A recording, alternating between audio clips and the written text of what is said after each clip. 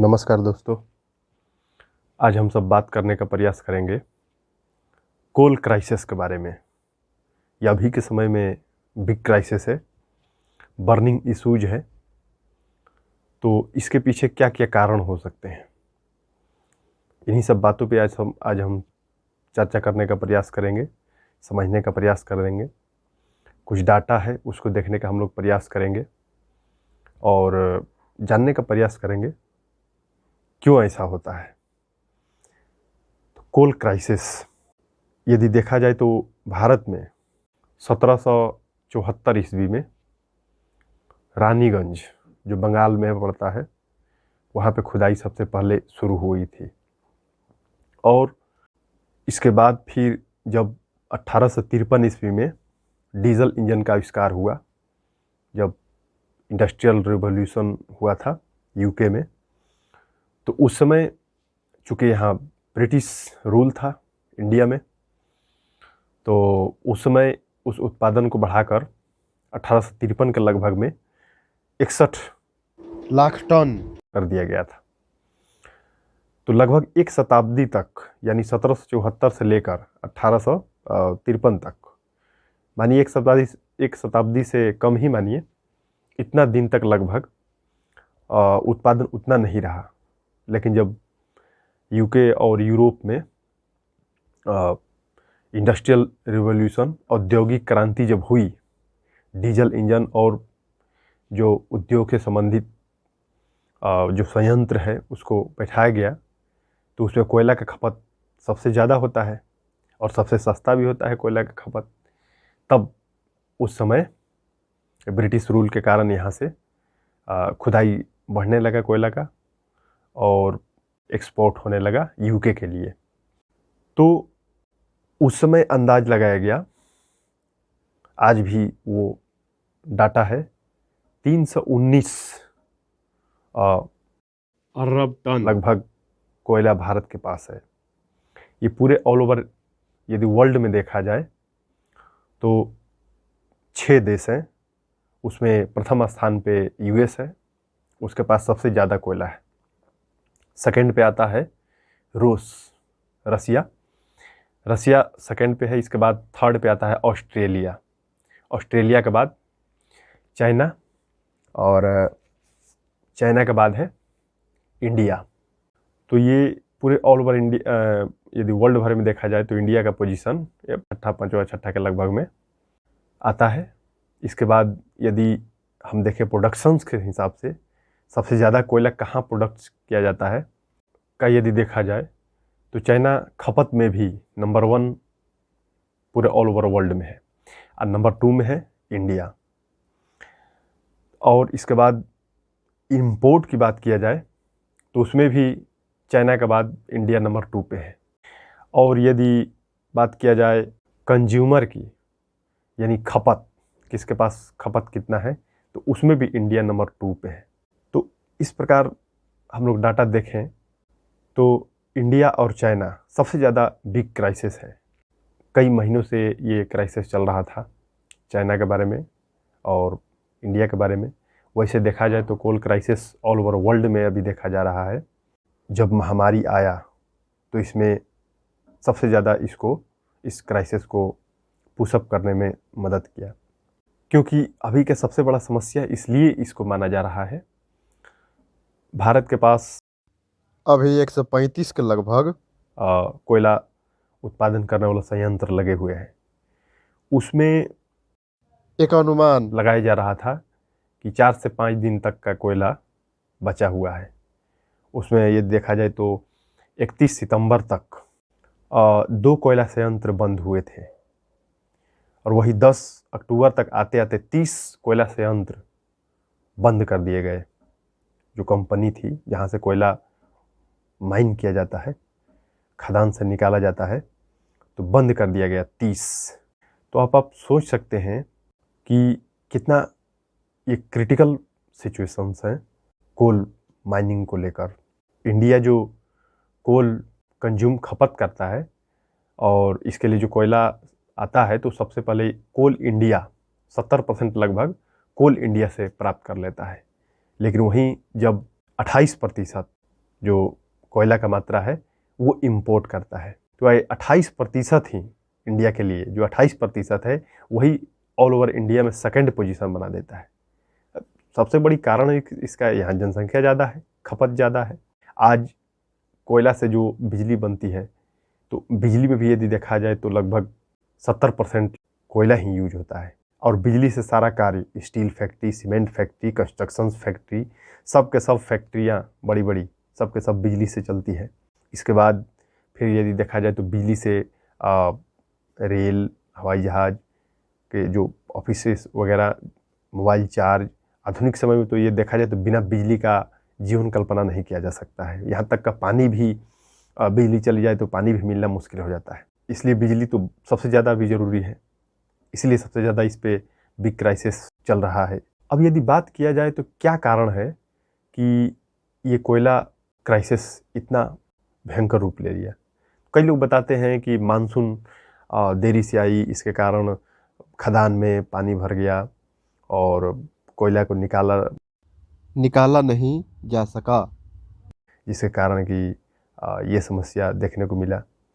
लेकिन कई लोग का मत इससे अलग भी है। उन लोग का, कुछ आदमी का नाम है कि इसमें कोल इंडिया जो है, जो इसका जिम्मेदार है कोयला निकालने के लिए और उसको हर एक जगह डिस्ट्रीब्यूट करने के लिए, तो इसमें फेल रहा अनुमान लगाने में।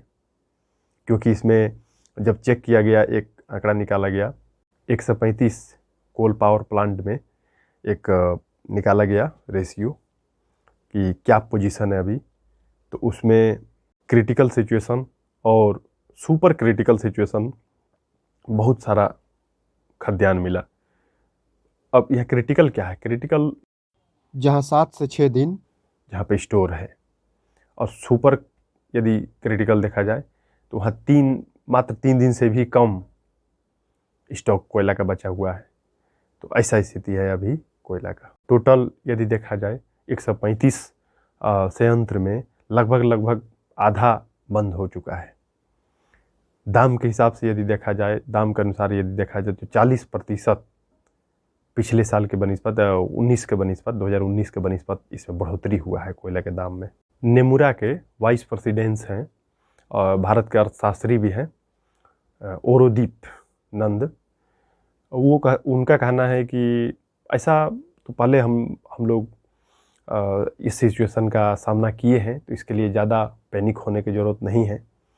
दाम बढ़ा दिया जाएगा, बिजली के दाम बढ़ेगा, और ऐसे सिचुएशन में जब दाम बढ़ जाएगा बिजली का, जो कोयला महंगा है पूरे वर्ल्ड भर में और इंडिया में भी, महामारी के बाद सारा जो प्रोडक्शन का काम था बहुत जोरों पे था, और वही जो कोयला का उत्पादन था वो कम हो चुकी थी, 17% लगभग कम हो चुकी थी।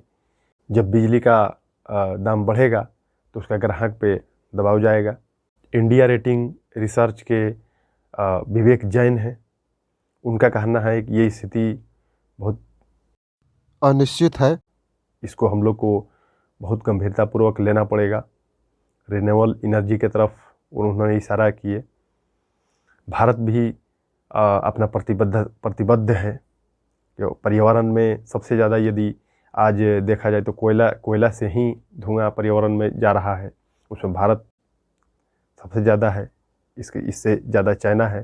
चाइना और भारत ही पर्यावरण में जो एयर पोल्यूशन उसका जिम्मेदार के रूप में चाइना और भारत ही है सबसे ज़्यादा उसमें अहम रोल देखा जा रहा है। वहीं ऊर्जा मंत्री है आर.के. सिंह, उनका कहना है कि 5-6 महीना के लिए हम लोग को आगे का रणनीति बनाना पड़ेगा, क्योंकि ये बिग क्राइसिस है। इसके लिए हम लोग को सावधान और सतर्क होकर 5-6 महीना का रणनीतिक दृष्टिकोण अपनाते हुए इस चीज़ को सामना करना पड़ेगा, सॉल्व करना पड़ेगा। 5-6 महीना तक के लिए तैयारी की ज़रूरत है। कोल इंडिया पूर्व प्रमुख जौहर चटर्जी, उनका कहना है कि एशिया की तीसरी सबसे बड़ी अर्थव्यवस्था इससे संघर्ष करते नजर आएगी। ये बहुत बिग क्राइसिस है। वहीं ऑस्ट्रेलिया में जब देखें तो वहाँ पे लगभग 250% कोयला के दाम में बढ़ोतरी हुआ है। इंडोनेशिया में फिर देखा जाए तो जो $60 में मिल रहा था वो $200 के लगभग कोयला हो चुकी है। ऑस्ट्रेलिया जो चीन को एक्सपोर्ट करता था कोयला, चीन उसको सैंक्शन के तौर पे अभी लगाया हुआ है। अब उसके पीछे कारण था, ऑस्ट्रेलिया का कहना था कि चाइना में कोविड-19 की जांच होनी चाहिए। इसके अपोज में चाइना सैंक्शन लगा दिया। अब इसके कारण ऑस्ट्रेलिया का बहुत सारा कोयला चाइना के बंदरगाह पे पड़ा हुआ है, जो अब इंडिया के लिए यदि देखा जाए तो बहुत अच्छा चांस है उसको कुछ कम % करके इंडिया खरीदने का प्लान भी बना रहा है। देखा जाए तो गुजरात के तट पर अडानी टाटा का भी संयंत्र लगा हुआ है, प्लांट, कोल प्लांट लगा हुआ है। उसके बारे में यदि देखा जाए तो 5%, लगभग 5% पूरे ऑल ओवर इंडिया का जो इलेक्ट्रिसिटी कंज्यूमिंग पावर है, अकेले ये गुजरात तट वाला प्लांट बिजली मुहैया करा सकती है। कुछ लोग का कहना है कि ये कोल इंडिया ये जिम्मेदार नहीं है। इसलिए जिम्मेदार नहीं है क्योंकि इसका असली जिम्मेदार बकाया पैसा है। बकाया बिजली चल रहा है, लोग बिजली का पेमेंट कर नहीं रहे हैं, इसके कारण सबसे ज़्यादा परेशानी उठानी पड़ रही है। वो लोग कोल इंडिया के बारे में तो यहाँ तक बोल रहे हैं कि कोल इंडिया ही इस चीज़ को आज तक चला रहा है। तो ये जो लगभग निरंतरता बनाए रखी है बकाया रहने के बाद भी, तो ये कोल इंडिया का ही देन है। कोयला उत्पादन में चुनौती क्या हो सकता है? तो इसके पीछे यदि देखा जाए तो चुनौती खदान को लेकर है। रानीगंज में एक हैं बिमल गुप्ता, उनका कहना है कि ये खदान जो होता है लगभग 1200 मीटर गहराई खोद कर, ज़मीन खोद कर निकाला जाता है कोयला, और वो अच्छी तरह से मैनेज नहीं किया जाता है। उसका अच्छी तरह से वो जो खदान होता है संरक्षण नहीं दिया जाता है, जिसके कारण कि हादसा अक्सर हो जाया करता है, और वो हादसा के कारण खदान बंद हो जाता है। महीनों लगभग पूरे खदान बंद हो जाता है, उत्पादन वहाँ से नहीं हो पाता है। कोल इंडिया जो निरंतर रूप से ये चला रही है, बकाया रहने के बाद भी प्लांट के पास रिजर्व कोटा नहीं हो पाता है क्योंकि मुआवजा नहीं उसके पास होता है एक्स्ट्रा। लगभग 20 दिन से 30 दिन तक का लगभग कोयला रखने का ये प्रावधान है, लेकिन आज का डेट ऐसा है कि 3 से 4 दिन 5 दिन तक का कई संयंत्रों में, कई प्लांटों में कोयला बची है। यूके की बात किया जाए तो आज वहाँ भी पुराना कोल प्लांट ओपन किया जा रहा है एनर्जी कमी के कारण। भारत में यदि बात किया जाए कि कितने जगह पे लगभग कोयला है, तो भारत में जैसे कि झारखंड में धनबाद है, और इसके बाद धनबाद के अलावा उड़ीसा है, उसी के बगल में उड़ीसा से सटे हुए एक राज्य है जो मध्य प्रदेश से अलग हुआ है, छत्तीसगढ़। इसके बाद फिर महाराष्ट्र है, तेलंगाना है, मध्य प्रदेश भी है। इन सारी चीज़ों में कोयला है, और जगह संभावना भी है। कई जगह जांच जब हुई तो उससे ये बात आई कि यहाँ भी कोयला है, जैसे बिहार, उत्तर प्रदेश भी है, उधर सिक्किम, अरुणाचल प्रदेश में खदान भी है, असम भी है। इन सारे स्टेट में कोयला का खदान है और कोयला वहाँ पे बहुत आयत रूप में पाया जाता है। लॉन्ग टाइम सॉल्यूशन के हिसाब से यदि देखा जाए तो इसका क्या हो सकता है? इसका एक ही उपाय है, रिन्यूएबल रिसोर्सेस, यानी अक्षय ऊर्जा की ओर जाना, नवीकरणीय ऊर्जा की ओर जाना। उसके लिए है tidal energy, hydro energy, wind energy, geothermal energy, इसके बाद बायोमास एनर्जी।